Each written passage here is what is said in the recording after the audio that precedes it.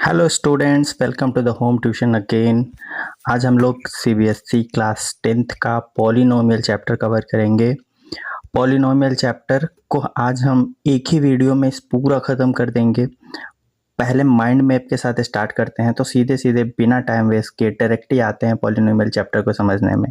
आज मैं आपको सारे वो पॉइंट्स बताऊंगा, इस पूरे चैप्टर के एक एक कोने को हम लोग टच करेंगे और एक ही वीडियो में सारा का सारा पॉलिनोमियल को ख़त्म कर देंगे।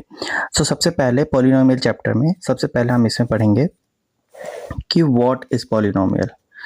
पॉलिनोमियल क्या है, पहले पॉलिनोमियल समझेंगे, फिर हम देखेंगे इस पॉलिनोमियल की डिग्री क्या होती है। डिग्री को समझने के बाद हम इसको देखेंगे कि पॉलिनोमियल पहचानेंगे कैसे, what is identification and type of polynomial, basically एक तरह से टाइप्स देख लेंगे। इसके बाद हम समझेंगे जीरोज ऑफ द पॉलिनोमियल क्या होते हैं, zeros of the polynomial, and then and last verify, हम वेरीफाई करेंगे relationship step, relationship between coefficients and zeros. Basically इन 5 टॉपिक्स के बीच में ये पूरा क्लास 10th का चैप्टर नंबर 2 पॉलिनोमियल डिवाइडेड है। हम इस चैप्टर को 1 बाय 1 करके ख़त्म करेंगे।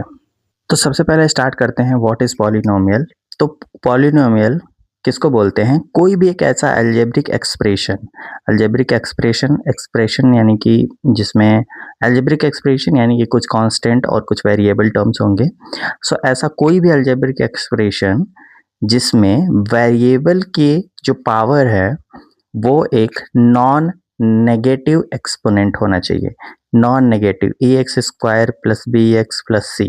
अगर हमने इस तरह से इस पॉलिनोमियल को लिखा है, इसमें जो वेरिएबल है एक्स, उसके जो पावर है वो एक नॉन नेगेटिव इंटीजर। ओके, तो नाउ आगे बढ़ते हैं। हमने देखा कि अगर हमारे पास कोई भी एक्सप्रेशन है जिसमें वेरिएबल की जो हाईएस्ट पावर है वो नॉन नेगेटिव नंबर है, जैसे a x square plus b x plus c, या फिर और भी हम एग्जांपल्स लेते हैं जैसे 5x plus 2, 3x cube plus 2x square plus 3x minus 2 minus 3। ऐसा कुछ भी है जिसमें x यानी वेरिएबल जो भी है मेरा y के फॉर्म में है तो y ही ले लीजिए, 2y स्क्वायर प्लस 5। इस तरह के जितने भी एक्सप्रेशंस हैं ये सभी पॉलिनोमियल होंगे। क्या नहीं होने चाहिए इनमें, पॉलिनोमियल नहीं होंगे अगर उनके वेरिएबल की जो पावर है वो वो नेगेटिव है, जैसे 2x to the power minus 2 है, या फिर प्लस 2, ये नहीं है मेरा। इसके अलावा अगर हमारे पास x to the power 1/2 fraction है तो भी नहीं होगा। कहीं भी बीच में भी अगर हमने लिखा है x प्लस 1/x, ये भी नहीं होगा क्योंकि यहाँ पे x की पावर जो हो जाएगी वो नेगेटिव हो जाएगी। तो इन दैट सिनारियो ये सब पॉलिनोमियल नहीं होंगे। अब ये डिग्री क्या होती है, highest power of the variable, variable की जो हाईएस्ट पावर होती है उसी को हम बोलते हैं डिग्री। यानी कि जैसे इस एक्सप्रेशन की अगर हम बात करें तो इसमें x की हाईएस्ट पावर, वेरिएबल क्या है, x है, तो x की हाईएस्ट पावर क्या है, x की हाईएस्ट पावर है 2, तो इसकी डिग्री कितनी हो जाएगी, 2, डिग्री हो जाएगी 2। अब यहाँ पे देखिए आप, यहाँ x की हाईएस्ट पावर क्या है, 1, तो इसकी डिग्री हो जाएगी 1। उसी तरह से इस पॉलिनोमियल, जो तीसरा पॉलिनोमियल मैंने लिखा है, इसकी डिग्री कितनी हो जाएगी, 3, क्यों, क्योंकि हाईएस्ट पावर क्या है, 3 है। उसी तरह इस पॉलिनोमियल के हाईएस्ट पावर, इस पॉलिनोमियल के वेरिएबल के हाईएस्ट पावर क्या है, 2, तो इसकी डिग्री कितनी हो जाएगी, 2 हो जाएगी। डिग्री क्या होती है, highest power of the variable, और इसी डिग्री के आधार पे टाइप्स बनते हैं। जैसे अगर किसी पॉलिनोमियल की डिग्री 1 है, जैसे फॉर एग्जांपल मान लेते हैं कि एक पॉलिनोमियल है मेरे पास 5, सिर्फ 5 लिखा है, तो इसमें x की हाईएस्ट पावर कितनी है, 0 है, क्योंकि x टू द पावर 0 की वैल्यू 1 होती है, 5 इंटू 1 5 ही हो जाएगा। इसकी डिग्री कितनी है, 0, तो जिसकी डिग्री 0 होती है उसको हम बोलते हैं कांस्टेंट पॉलिनोमियल। क्या बोलते हैं, कांस्टेंट पॉलिनोमियल। उसी तरह जिसकी डिग्री 1 होती है वो होता है लीनियर पॉलिनोमियल, जिसकी डिग्री 2 होती है वो होता है क्वाड्रेटिक पॉलिनोमियल, जिसकी डिग्री 3 होती है वो होता है क्यूबिक पॉलिनोमियल, इसी तरह अगर किसी की डिग्री 4 है, फॉर एग्जांपल डिग्री अगर 4 है तो उसको हम बोलेंगे biquadratic polynomial, biquadratic polynomial. So ये सब टाइप ऑफ पॉलिनोमियल हो गए जो कि क्लास 10th के सिलेबस के अकॉर्डिंग आपको डिग्री 2 यानी कि क्वाड्रेटिक पॉलिनोमियल पढ़ना है, क्वाड्रेटिक पॉलिनोमियल पे ज़्यादा ध्यान देना है। चैप्टर नंबर 4 क्वाड्रेटिक इक्वेशन भी है, सो इसीलिए ये वाला जो पॉलिनोमियल है वो हमारे लिए इम्पॉर्टेंट हो जाता है। सो यानी कि डिग्री 2 क्वाड्रेटिक पॉलिनोमियल आपको देखना है, ठीक है। सो इसी के बेसिस पे हम बाकी के क्वेश्चंस भी करेंगे। अगला टॉपिक जो इस पूरे चैप्टर से है वो है जीरोज ऑफ द पॉलिनोमियल क्या होता है and verify the relationship between zeros and coefficient of the polynomial, ये क्या होते हैं।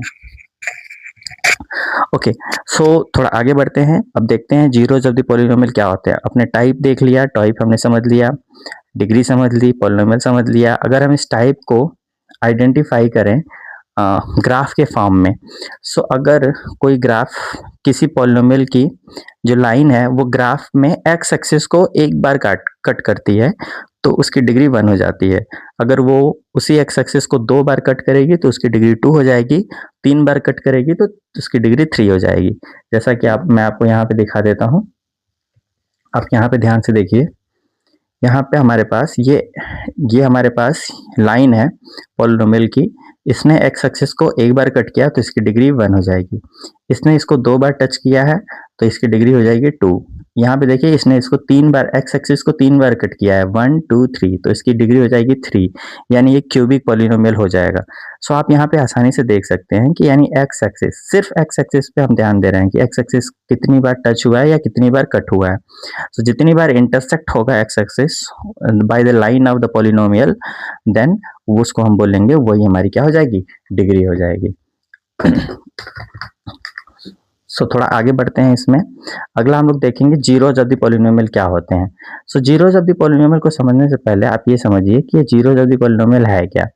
इसको हम एक और नाम से जानते हैं, जीरोज ऑफ द पॉलिनोमियल को हम बोलते हैं roots of the polynomial, roots of the polynomial, या फिर आप इसको डायरेक्टली सोल्यूशन भी बोल सकते हैं। क्लास 9th में आपने पढ़ा होगा कि डायरेक्टली हम लोग कैसे किसी पॉलिनोमियल की वैल्यू को निकालते थे।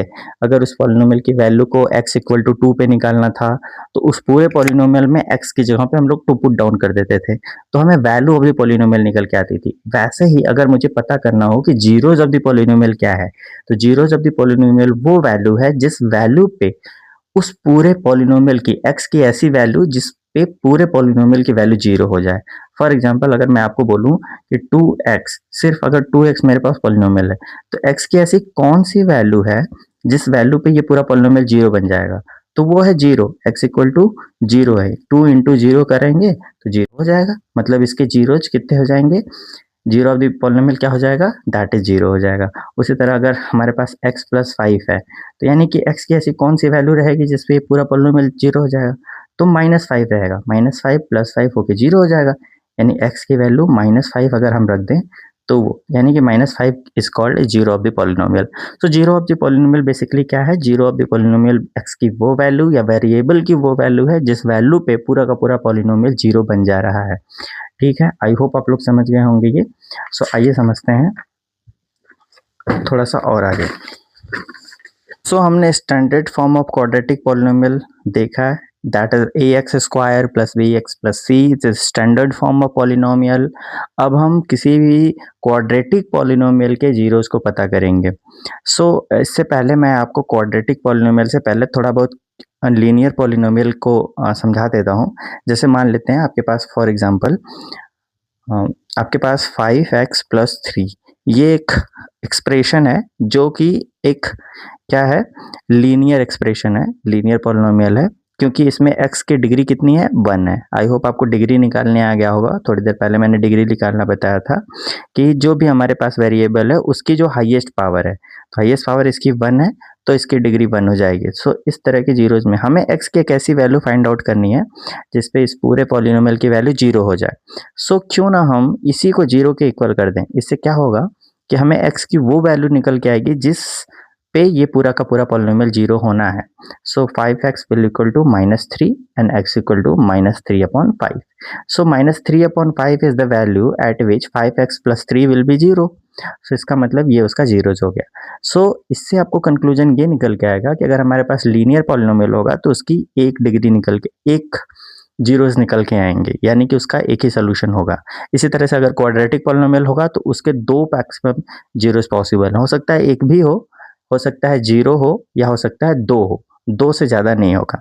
उसी तरह से अगर क्यूबिक पॉलिनोमियल होगा तो हो सकता है कि उसके एक जीरो निकल के आए, हो सकता है 0 0 निकल के आए, हो सकता है 2 जीरो निकल के आए, हो सकता है 3 जीरो निकल के आए, 4 नहीं होगा। मतलब उसकी मैक्सिमम वैल्यू जो पॉसिबल है वो होगी उतनी जितनी उसकी डिग्री होगी।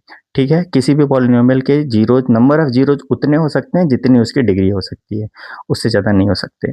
सो चलिए एक एग्जांपल लेते हैं क्वाड्रेटिक पॉलिनोमियल का और सीखते हैं कि कैसे हम जीरोज निकालते हैं। सो हमारे पास लेट्स अज्यूम क्वेश्चन है x² + 7x + 10। एज्यूम करिए कि आपके पास ये क्वेश्चन है और हम लोग देखेंगे क्वाड्रेटिक पॉलिनोमियल और उसके जीरोज को कैसे पता करेंगे। सो अब यहाँ हम पढ़ने जा रहे हैं स्प्लिटिंग द मिडिल टर्म, यानी कि हम मिडिल टर्म को स्प्लिट करके इसके जीरोज को पता करेंगे। सो सबसे पहले हम इसको स्टैंडर्ड फॉर्म से कंपेयर करेंगे तो मुझे पता चलेगा a की वैल्यू 1 है। देखिए a की जगह पे 1 लिखा हुआ है तो a की वैल्यू 1 है, b की वैल्यू 7 है एंड c की वैल्यू 10 है। इसी तरह से हम स्टैंडर्ड फॉर्म को कंपेयर करके a b c की वैल्यू पता करेंगे एंड फर्स्ट स्टेप की हम पता करेंगे a c क्या है, यानी a और c का आपस में मल्टीप्लाई करेंगे। तो a और c का मल्टीप्लाई करेंगे तो आपको क्या मिलेगा, 1 एंड 10 का मल्टीप्लाई करेंगे तो आपको 10 मिलेगा। सो इसका मतलब है कि आपको इस मिडिल टर्म को कुछ इस तरह से स्प्लिट करना है, यानी दो ऐसे नंबर्स ढूंढने हैं जिन नंबर का प्रोडक्ट AC के बराबर हो, यानी कि अगर हम उनका मल्टीप्लाई करें तो 10 आए और उन्हीं दोनों नंबर को प्लस या माइनस करें तो 7 आए। सो इसको बोलते हैं splitting the middle term method, जिससे हम जीरोज की वैल्यू को पता करते हैं इन अ क्वाड्रेटिक पॉलिनोमियल। तो आइए चलिए सिखाता हूँ कि वो पॉइंट्स कैसे ढूंढेंगे, वो दो नंबर्स कैसे ढूंढेंगे। सो सबसे पहले जो आपका AC है, आप उस AC का प्राइम फैक्टराइजेशन कर दीजिए। जैसे ही आप उसका प्राइम फैक्टराइजेशन करेंगे आपको जो भी नंबर मिलेंगे इन सारे नंबर्स में दो ग्रुप बनाइए। अभी तो फिलहाल 10 है तो बहुत ही छोटा सा नंबर है, सो साफ साफ दिख रहा है 2 और 5 ही वो नंबर है। इन दोनों को हम ऐड करेंगे तो 7 हो जाएगा और इन दोनों को प्रोडक्ट करेंगे तो 10 हो जाएगा। तो बहुत ईजी हो जाएगा। बट बाकी अगर आपके पास कोई भी क्वेश्चन हो तो आप उसको इस तरह से ट्राई करिए। अगर आपके पास कोई भी ऐसा क्वेश्चन हो तो AC की वैल्यू को प्राइम फैक्टराइजेशन करिए, दो ग्रुप बनाइए और उन दोनों ग्रुप में से वो नंबर ढूंढने की कोशिश करिए। जैसे यहाँ पे वो नंबर है 2 और 5, यानी 2 5 10 एंड 2 + 5 करेंगे तो भी 7 आ जाएगा। यानी कि आप सबसे पहले आप x² लिख लीजिए, यानी x² की वैल्यू को x² लिख लीजिए, फिर 7x प्लस को प्लस रहने दीजिए और 7 की जगह पे 2 + 5 लिखिए और फिर x की जगह x + 10। देखिए आप अगर ऐसा करेंगे, ये बहुत ही स्टार्टिंग फेज में बहुत ही बेसिक तरीके से बता रहा हूँ, अगर आप ऐसा करेंगे तो चाहे इसके सेकंड टर्म के आगे नेगेटिव नंबर नेगेटिव साइन हो, चाहे हमारे थर्ड यानी कांस्टेंट टर्म के आगे नेगेटिव साइन हो, उसे कोई फर्क नहीं पड़ेगा, आपको बिल्कुल माइनस प्लस में कन्फ्यूजन नहीं होगा। सो आप इसको ध्यान से ज़रूर देखिए। सबसे पहले हम क्या करेंगे, x का मल्टीप्लाई ब्रैकेट के अंदर दोनों नंबर्स के साथ कर देंगे, दैट इज 2x + 5x + 10। उसके बाद हम ब्रैकेट को हटाएंगे, चूंकि ब्रैकेट के आगे प्लस है तो इससे कोई फर्क ही नहीं पड़ेगा, अगर माइनस होता तो इस बात से फर्क पड़ जाता। तो यहाँ पे इसीलिए मैं ऐसा कर रहा था। अगर आप बहुत जल्दी जल्दी क्वेश्चंस को करने में एक्सपर्ट हो चुके हैं, बहुत प्रैक्टिस आपने कर ली है, तो आप इस पहले क्वेश्चन के बाद वाली लाइन के बाद सीधे ये वाली लाइन भी लिख सकते हैं या फिर ये सेकेंड लाइन भी लिख सकते हैं, इट्स अप टू यू। फिर उसके बाद आपको ग्रुपिंग करनी है फर्स्ट दो टर्म्स और लास्ट के दो टर्म्स के बीच में। इसमें आपको कॉमन x दिख रहा है तो x + 2 कॉमन, x कॉमन हो जाएगा तो x + 2 बचेगा, यहाँ +5 कॉमन होगा तो x + 2 बचेगा। सो एक ब्रैकेट में x + 2। अब इसको और इसको ध्यान से देखिए, इन दोनों में पूरा का पूरा x + 2 यानी पूरा ब्रैकेट ही कॉमन हो जाएगा। सो यहाँ से ये ब्रैकेट चला गया तो यहाँ से x बचा और यहाँ से +5 बचा। सो इस तरह से आपके पास लास्ट में दो ब्रैकेट बन चुके हैं। सो इस सिनेरियो में अगर आप देखें ध्यान से तो ये दोनों नंबर्स पॉलिनोमियल हम जीरो यदि पॉलिनोमियल निकाल रहे हैं तो इसका मतलब ये 0 के बराबर हो जाएगा। हम एक ऐसी वैल्यू पता कर रहे हैं जिस पे ये पूरा पॉलिनोमियल 0 हो जाए। यानी कि दो सिनारियों में अगर देखिए आपके पास दो नंबर हैं उन दोनों नंबर का मल्टीप्लाई करने पे 0 आ रहा है। तो एक ही सिचुएशन हो सकती है, या तो पहला वाला नंबर 0 हो या तो दूसरा वाला नंबर 0 हो, इसके अलावा दूसरा कोई ऑप्शन नहीं है। सो अगर आप पहले वाले number if x plus 2 equal to 0 करेंगे तो x इक्वल टू -2 मिल जाएगा। वहीं पे अगर x प्लस 5 0 करेंगे तो x इक्वल टू -5 मिल जाएगा। सो x की दो वैल्यू x equal to -2 and x equal to -5, यही वो x के दो वैल्यू है जिस वैल्यू पे एक पूरा पॉलिनोमियल 0 बनेगा, यानी कि x की वैल्यू -2 एंड x की वैल्यू -5, ये उसके दो जीरोज हैं। तो जैसा कि हमने बात किया था कि अगर हमारे पास क्वाड्रेटिक पॉलिनोमियल होगा तो इसकी दो वैल्यू मिलेगी। ध्यान से देखिए, एक वैल्यू और दूसरी वैल्यू, दो value milli. So I hope कि आपको क्वाड्रेटिक पॉलिनोमियल के जीरोज को निकालना आ गया होगा। सो इस पे बहुत सारे क्वेश्चंस हैं, आप ट्राई करिए बहुत सारे। अभी मैं शॉर्ट्स में या फिर अगला वीडियो और भी तरह के क्वेश्चंस पे लेके आऊँगा जिसमें मैं फ्रैक्शन में, अगर कोई पॉलिनोमियल है फ्रैक्शनल फॉर्म में है तो उसको कैसे सॉल्व करके उसके जीरोज निकालेंगे, या फिर कोई पॉलिनोमियल अंडर रूट के अंदर है, जैसे √2x² प्लस 5x माइनस 2 ऐसे करके कुछ है, या फिर जो भी वैल्यू है अंडर रूट के फॉर्म में है तो उसको क्वेश्चन कराऊंगा। दो तरह के क्वेश्चंस होते हैं जो अंडर रूट के फॉर्म में होते हैं।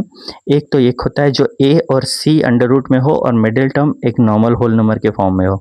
एक वो होता है जो a और c नॉर्मल होता है लेकिन जो हमारा मिडिल टर्म जिसको स्प्लिट करना होता है वही होता है अंडर रूट के फॉर्म में। तो उसको भी कैसे स्प्लिट करेंगे, इन दोनों क्वेश्चंस को करने के अपने अलग अलग मेथड है।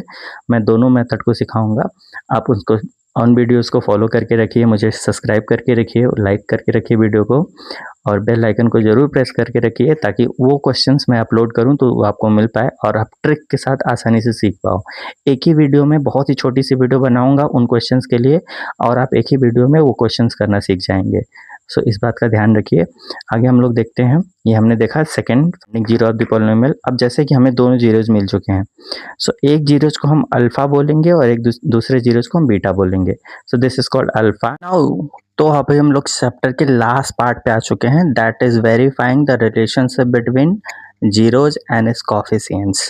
सो दो तरह के रिलेशन होते हैं जीरोज और कोफिशिएंट्स के बीच में, और वो ये होते हैं कि अगर हम सम ऑफ द जीरोज पता करें, that is what sum of the zeros. तो सम ऑफ द जीरो जो होते हैं वो होते हैं -b/a। वैसे ही अगर हमारा दूसरा होता है प्रोडक्ट ऑफ द जीरोज, यानी दोनों जीरोज को हम मल्टीप्लाई करें, प्रोडक्ट ऑफ द जीरोज, तो वो होता है c/a। So sum of the zeros यानी alpha plus beta which is equal to -b/a, and product of the zeros is alpha into beta that is c/a which is product of the zeros। तो अभी हमने previous question में देखा x² plus 7x plus 10 के दो zeros निकल के आए थे, -2 एंड -5। आइए दोनों का रिलेशनशिप एस्टेब्लिश करके देखते हैं। सबसे पहले हम अल्फा प्लस बीटा करते हैं, -2 plus -5, so what will be get -2 -5 and -7। ठीक है, ये हमें मिलेगा -7। एंड देखते हैं कि क्या ये LHS RHS के इक्वल होता है, -b। तो मैंने इसमें से आपको ABC लिखना सिखाया था, a = 1, b = 7 एंड c = 10। कैसे लिखते हैं, आप x² प्लस 7x प्लस 10 लिख लो, उसके नीचे स्टैंडर्ड फॉर्म लिख लो, स्टैंडर्ड फॉर्म, और लिखने के बाद कंपेयर करो। देखो a की जगह क्या लिखा है, 1 लिखा है, b की जगह क्या लिखा है, 7 लिखा है, c की जगह क्या लिखा है, 10 लिखा है। तो आपको इजिली ABC मिल जाएगा। सो आप माइनस और फिर उसके बाद b की वैल्यू कितनी है, 7। सो आपने 7 रखा अपॉन a की वैल्यू कितनी है, 1। So this is -7। तो आपने देखा LHS = RHS। तो नाउ अब हम लोग प्रोडक्ट ऑफ द जीरोज यानी चैप्टर के लास्ट पार्ट पे आ चुके हैं। सो -2 is alpha and -5 is beta.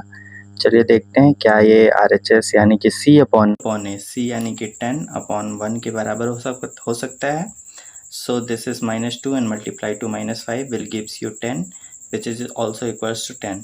So LHS = RHS. So hence हमने वेरीफाई कर लिया इसके दोनों जीरोज और उसके बीच कोफिशिएंट्स के बीच में। So this is called relationship between zeros and coefficients। ये हमेशा इक्वल होते हैं।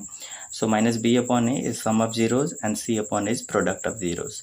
Thank you for watching. आप ऐसे ही देखते रहिए, अभी हम लोग सेकंड पार्ट लाएंगे इसके क्वेश्चंस के हिसाब से, बहुत सारे अलग अलग तरह के क्वेश्चन सिखाऊंगा मैं। सो बने रहिए, स्टे ट्यून, और देखते रहिए home tuition with Arun sir.